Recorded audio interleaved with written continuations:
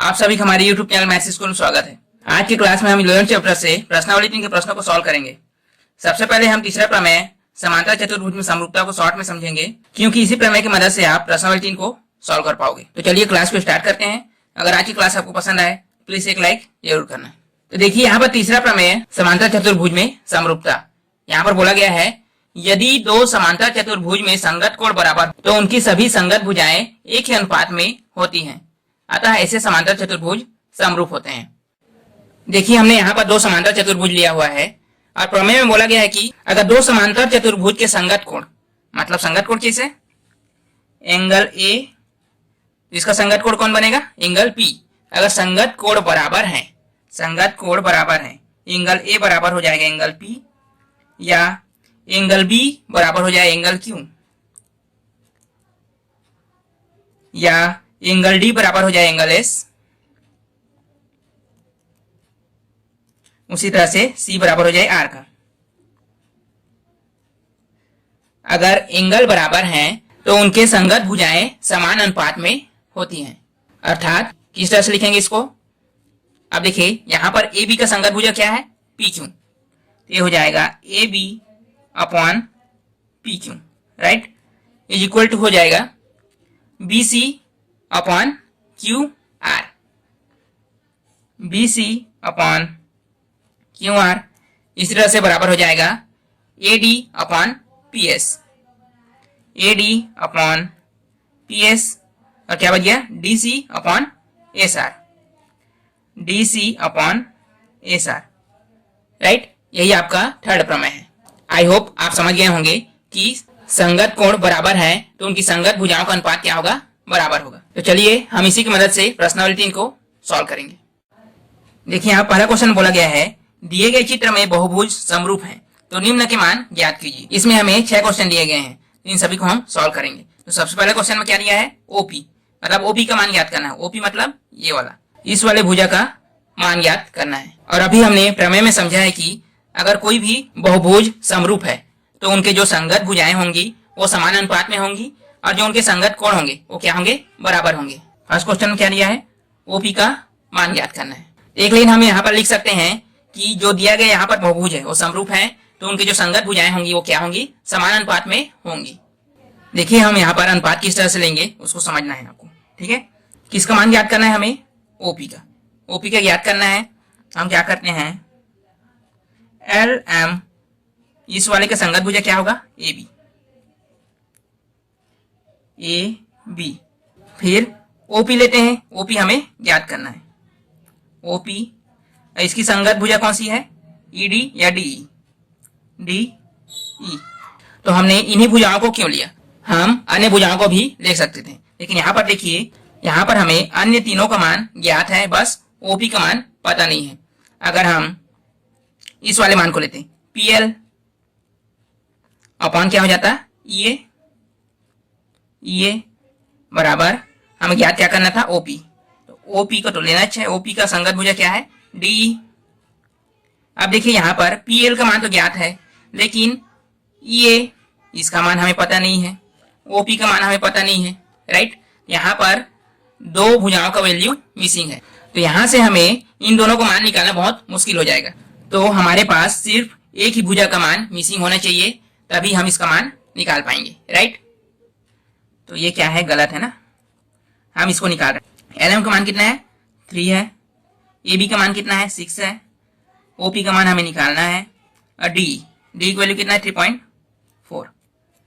Okay, यहाँ से क्या होगा, तिर्यक गुणा इसके साथ मल्टीप्लाई करेगा और इसके साथ, तो हम 3 को 3.4 से मल्टीप्लाई करें कितना आएगा, यहाँ से 3 को इससे मल्टीप्लाई किए, 3 चौक 12 हो गया, और 3 3 और 1 10, एक संख्या के बाद दशमलव, यहाँ पर दशमलव डाल दिए, और ओपी 6 से मल्टीप्लाई करेगा क्या हो जाएगा, 6 ओपी।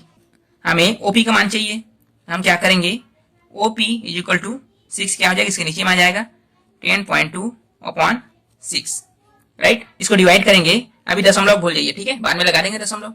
तो 6 एक कम 6 हो जाएगा, यहाँ पर कितना बचा, 4, तो 4 और 2 कितना हो जाएगा, 42, और 6 सत्ते 42, एक संख्या बाद यहाँ पर दशमलव लगा देते हैं। यही क्या है आपका आंसर, ओपी का मान। तो आप इसी तरह से यहाँ पर जो दूसरा क्वेश्चन दिया है, ई ए का मान, उसको निकाल सकते हैं। ये एक मान चाहिए, ठीक। हम क्या करेंगे, सबसे पहले L M upon A B, okay, L M upon A B, उसके बाद P L upon E A. यहां पर भी एक भुजा का मान मिसिंग है, तो आप सेम टू सेम इसी तरह से सॉल्व करके ई ए का मान निकाल सकते हैं। तो अब देखिए थर्ड क्वेश्चन, यहां पर M angle O P L, यहां पर ओ पी एल, इसको नाम दे दिया गया है एम, ठीक है। हम यहां पर जान रहे हैं कि ये जो बहुभुज है वो क्या है, समरूप है, तो उनकी जो संगत कोण होंगे वो क्या होंगे, बराबर होंगे। यहाँ पर हमें ओ पी एल का मान निकाल के बताना है। तो आप चित्र को ही देख के बता दोगे कि इसका संगत कोण कौन सा है, ए वाला, ई वाला। तो हम यहाँ पर एक लाइन लिख सकते हैं, क्योंकि समरूप बहुभुज के जो संगत कोण होते हैं वो क्या होते हैं, बराबर होते हैं। इसलिए यहां पर एम कौन सा एंगल दिया है, ओ पी एल, ये किसके बराबर होगा, कौन से एंगल का, ए वाला, एम डी ई ए का, डी ई ए का। और डी ई ए का मान कितना दिया है, 110 अंश, या बराबर लिख सकते हैं 110 एंगल। यही क्या है, आपका आंसर है, राइट। तो यहां से चौथा क्वेश्चन में देखिए, यहां पर एल एम एन का मान निकाल के बताना है, एल एम एन, यहां का मान निकाल के बताना है। यहां पर हमें चित्र से ही पता चल रहा है कि इसका जो संगत कोण होगा वो कौन सा होगा, बी, राइट। तो आप देखिए यहां पर बी पर 90 का एंगल बन रहा है, राइट। यहां से ए बी सी पर 90 का एंगल बन रहा है, 90 का। इसका मतलब क्या, यहां पर भी कितने का एंगल बनेगा, 90 का। तो आपको कुछ नहीं करना, बस इसी तरह से आपको इसको भी बना देना है। यहां पर दिया है आपको एम एंगल में एल एम एन, राइट। एक कौन से कोण के बराबर होगा, ए बी सी के, एम ए बी सी के। तो यहां पर ए बी सी का मान कितना है, बी का वैल्यू कितना दिया है, यहाँ पर 90 का एंगल है, इसलिए यहां पर एल एम एन का मान भी कितना हो जाएगा, 90। यही आपका आंसर होगा।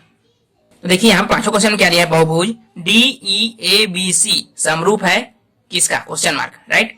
यहां पर आपको दिया है D E A B C, right. यहां पर भी हम जहां से स्टार्ट कर रहे हैं, कहां से स्टार्ट कर रहे हैं, डी से, यहां पर हम कहां से स्टार्ट करेंगे, ओ से, और जिस डायरेक्शन में चल रहे हैं उसी डायरेक्शन में यहां पर भी चलना है। तो हम यहां पर O P L M N, ये आपका आंसर होगा। इस तरह से लिखेंगे इसको। पांचवा क्वेश्चन क्या है, बहुभुज डी ई ए बी सी समरूप है, किसके समरूप होगा, O P L M N, O P L M N, right. और यही आपका आंसर होगा। अब देखिए छठा क्वेश्चन में क्या दिया है, छठा क्वेश्चन में दिया है बहुभुज B C D E A, B C D E ए समरूप होगा इसका, यहां पर गलत दिया गया है ना, उसी को ठीक करके हमें बताना है। N O P L M कथन ठीक नहीं है, इसे ठीक करके लिखें। देखिए हम इस वाले बहुभुज में कहां से स्टार्ट कर रहे हैं, बी से, लेकिन यहां पर कहां से स्टार्ट हो रहा है, एन से, N O P L M, ठीक है। हमें कहां से स्टार्ट करना चाहिए था, एम से, राइट। तो बहुभुज बी सी डी ई ए का समरूप कौन से बहुभुज होगा, बहुभुज यहां से बी से स्टार्ट हुआ है, बी से, तो हम एम से स्टार्ट करेंगे, राइट। तो M N O P L, यही आपका आंसर होगा। इस तरह से हमने फर्स्ट क्वेश्चन को पूरा सॉल्व कर लिया। अब देखते हैं सेकंड क्वेश्चन। तो देखिए हम यहाँ पर क्वेश्चन नंबर 2 में है। यहाँ पर आपको दो क्वेश्चन मिलेगा, जिसका पहला क्वेश्चन हमने यहाँ पर लिया हुआ है। हमें यहाँ पर दिया गया है कि दो समरूप त्रिभुज हैं, दो समरूप त्रिभुज हैं, इसका मतलब क्या, जो उनकी संगत भुजाएं होंगी वो क्या होंगी, समान अनुपात में होंगी। तो हमें यहाँ पर x और y का मान ज्ञात करके बताना है। तो सबसे पहले हम यहाँ पर एक लाइन लिख लेते हैं कि दिए गए त्रिभुज समरूप है, अतः इनकी संगत भुजाएं क्या होंगी, समान अनुपात में होंगी, राइट। तो इसको किस तरह सॉल्व करेंगे, चित्रानुसार हम सबसे पहले यहाँ पर x का मान ज्ञात करते हैं।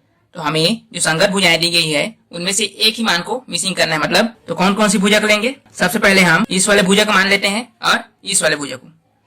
तो क्या हो जाएगा 10/15 और हमें x का मान ज्ञात करना है ना। क्या करेंगे अब बराबर 6/x-2। तो देखिए हमने पहले क्वेश्चन में भी समझा था, हमें सिर्फ एक ही मान को मिसिंग रखना है। ठीक है, यहाँ पर हमारे पास x-2 का मान नहीं है, हम यहाँ से x का मान निकाल सकते हैं ना। इसको सॉल्व करते जाएंगे हम लोग। तो क्या करेंगे, यहाँ पर बराबर है इसलिए तिर्यक गुणा होगा। तो 10 जो है मल्टीप्लाई कर लेंगे x-2 से और 15 मल्टीप्लाई कर लेंगे 6 से। 15 छिक्का कितना होगा 90, राइट। अब यहाँ से हम सॉल्व करें, यहाँ पर क्या आ जाएगा 10x माइनस 10 दूने 20 इज इक्वल टू 90। ये सॉल्व करेंगे, यहाँ पर हम -20 को पक्षांतर कर सकते हैं। तो 10x इज इक्वल टू क्या हो जाएगा 90 और माइनस में है ना, इधर क्या हो गया +20।